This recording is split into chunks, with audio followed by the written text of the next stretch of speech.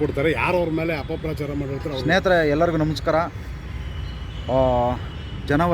February 8ನೇ ತಾರೀಕು ಭಾಳ ಅದ್ಭುತವಾದ ಘಟನೆ ನಡೆದಿತ್ತು. ವಿಧಾನಸೌಧದ ಮುಂದಗಡೆ ಚಾಲಕರ ಅರ್ಭಟವನ್ನು ನೋಡಿ ಇಡೀ ಕರ್ನಾಟಕದ ಚಾಲಕರು ಒಂಥರ ಅವ್ವಾರು ನೋಡ್ಕೊಂಡಿದ್ರು. ಅಂಥ ಅದ್ಭುತವಾದ ಘಟನೆ ನಡೆದಿತ್ತು. ಯಾವಾಗಂದ್ರೆ ಜನಸ್ಪಂದನ ಕಾರ್ಯಕ್ರಮದಲ್ಲಿ ಆ ಒಂದು ಅದ್ಭುತವಾದ ಘಟನೆ ಇವತ್ತು ಕೋರ್ಟ್ ಮೆಟ್ಲತ್ತಿದೆ. ಆ ಘಟನೆಗೆ ಕಾರಣ ನಮ್ಮ ದೊಡ್ಡಬಳ್ಳಾಪುರದ ಮುನೇಗೌಡರು, ಅದ್ಭುತವಾದ ಚಾಲಕರು.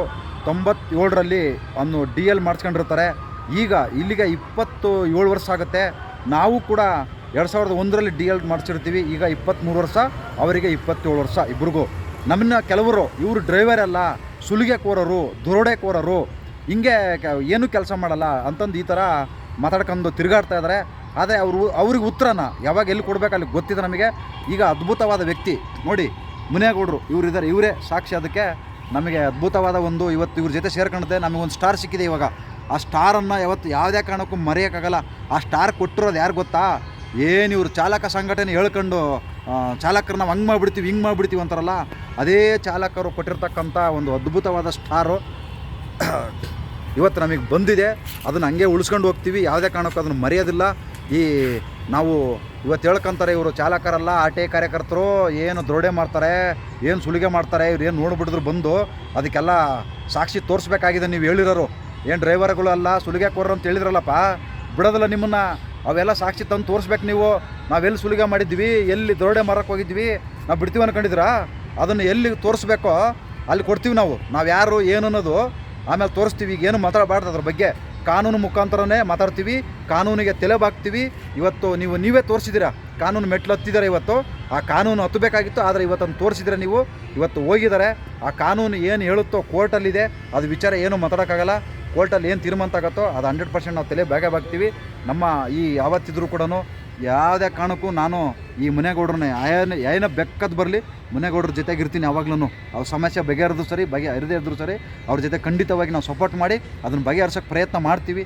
ಖಂಡಿತ ನಾವು ಇವ್ರ ಜೊತೆಗೆ ಕೈ ಜೋಡಿಸ್ತೀವಿ. ಇನ್ನೂ ಅನೇಕ ಜನ ಇದ್ದಾರೆ ಇವ್ರ ಜೊತೆ ಕೈ ಜೋಡಿಸಿರೋರು.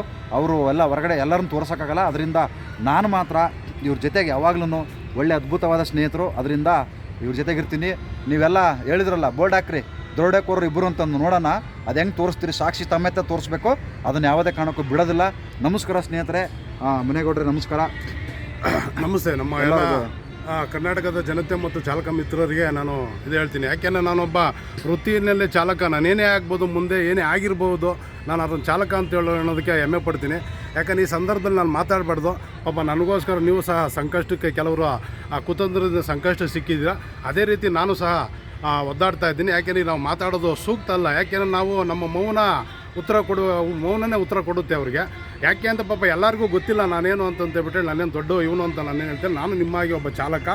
ಆದರೆ ನನಗಾಗಿರ್ತಕ್ಕಂಥ ಇನ್ನು ರಾಜ್ಯದ ಮತ್ತು ದೇಶದ ಯಾವುದೇ ಒಬ್ಬ ಚಾಲಕನಿಗೆ ಆಗಬಾರ್ದು ಅನ್ನೋದು ನನ್ನ ಮನಸ್ಥಿತಿ ಆಗಿರ್ತದೆ.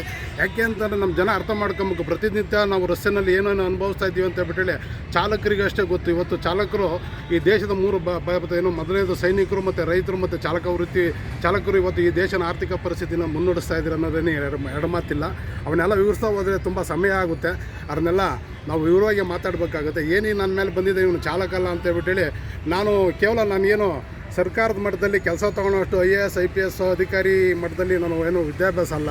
ನಾನು 87ರಲ್ಲಿ ಕೇವಲ ಶಾಲೆ ಫೀಸ್ ಕಟ್ಟೋಕ್ಕಾಗದಿರ್ತಂಥ ಸಮಯದಲ್ಲಿ ನಾನು ಸ್ಕೂಲ್ನ ಬಿಟ್ಟು, ತದನಂತರ ಪ್ರಪಂಚಿಕ ಜ್ಞಾನ ಇಲ್ಲದ ತಂದೆ ತಾಯಿಗಳನ್ನ ಹೆಗ್ಲಿಗೆ ಹಾಕ್ಕೊಂಡು ಇವತ್ತು ನನ್ನ ತಂದೆ ತಾಯಿ ಇದ್ದಾರೆ, ಬಂದು ಯಾರು ನನ್ನ ಮೇಲೆ ಆರೋಪ ಮಾಡ್ತಾ ಇದ್ದಾರೆ ಅವ್ರು ಬಂದು ಖುದ್ದಾಗಿ ನೋಡ್ಬೋದು. ನನಗೇನು ಬೇಸರ ಏನಿಲ್ಲ. ಯಾಕೆಂದರೆ ಸತ್ಯ ತಿಳಿಬೇಕಾದ ಎಲ್ಲರಿಗೂ ಕರ್ತವ್ಯ, ಸತ್ಯ ಹೇಳಬೇಕಾದ್ದು ನನ್ನ ಕರ್ತವ್ಯ ಮತ್ತು ಜವಾಬ್ದಾರಿ.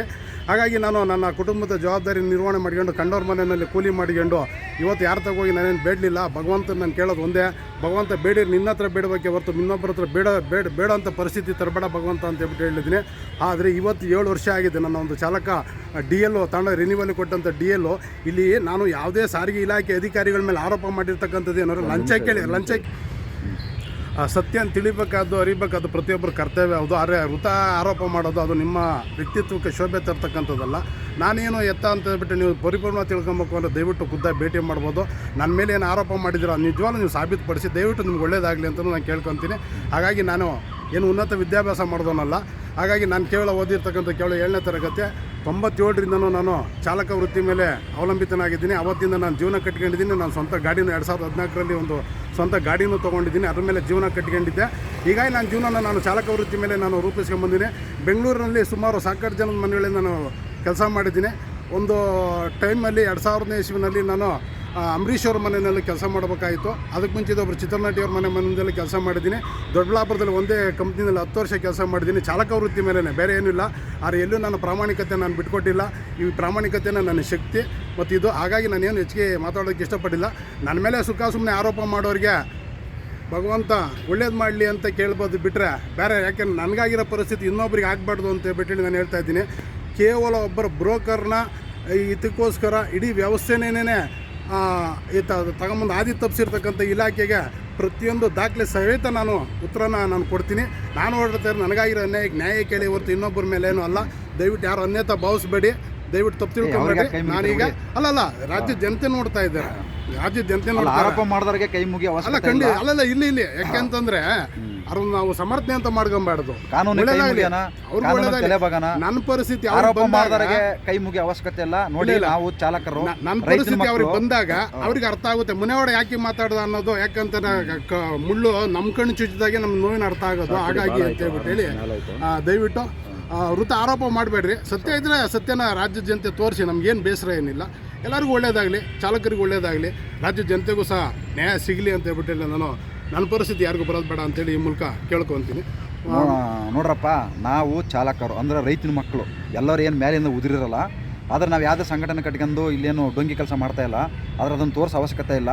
ನಾವು ಡ್ರೈವರ್ ಕೆಲಸನ ಮಾಡ್ತೀವಿ, ಕೂಲಿ ಕೆಲಸನ ಮಾಡ್ತೀವಿ, ಮೂಟೆ ಹೊರ ಕೆಲಸನ ಮಾಡ್ತೀವಿ. ಆ ಕೆಪಾಸಿಟಿ ನಮಗೆ ಆ ದೇವರು ಭಗವಂತ ನಮ್ಮ ತಂದೆ ತಾಯಿ ಶಕ್ತಿ ಕೊಟ್ಟಿದ್ದಾರೆ. ಅದನ್ನು ಕೊನೆವರೆಗೂ ಹಂಗೆ ಉಳಿಸ್ಕೊಂಡು ಹೋಗ್ತೀವಿ. ಇನ್ನೊಬ್ಬರನ್ನ ದರೋಡೆ ಮಾಡೋದು, ಸುಲಿಗೆ ಮಾಡೋದು ಕೆಲಸ ಮಾಡಲ್ಲ. ಮಾಡಿದರೆ ಮೇಲಿರೋನು ಶಿವ ಸೂರ್ಯ ನೋಡ್ಕೊತಾನೆ. ಎಲ್ಲರಿಗೂ ಒಳ್ಳೇದಾಗಲಿ. ನಿಮ್ಮನ್ನು ಆರೋಪ ಮಾಡೋರನ್ನ ಆ ದೇವ್ರು ತುಂಬ ಚೆನ್ನಾಗಿ ನೋಡ್ಕೊಳ್ಳಿ. ಯಾಕಂದ್ರೆ ನೀವು ಹಿಂಗೆ ಇರಬೇಕು, ಆರೋಪ ಮಾಡ್ಕೊಂಡಿರಬೇಕು. ನೀವು ಹಂಗೆ ಬರಬಾರ್ದು. ಅದಕ್ಕೋಸ್ಕರನೇ ನಿಮ್ಮದು ಇನ್ನೂ ಚೆನ್ನಾಗಿಟ್ಟಿರಲಿ. ನೀವು ಎಲ್ಲಿವರೆಗೂ ನಾವು ಆರೋಪ ಮಾಡ್ತೀರೋ ಅಲ್ಲಿವರೆಗೂ ನಾವು ಬೆಳಿತಾನೆ ಇರ್ತೀವಿ. ನಮಸ್ಕಾರ. ಜೈ ಹಿಂದ್, ಜೈ ಕರ್ನಾಟಕ. ಮತ್ತೆ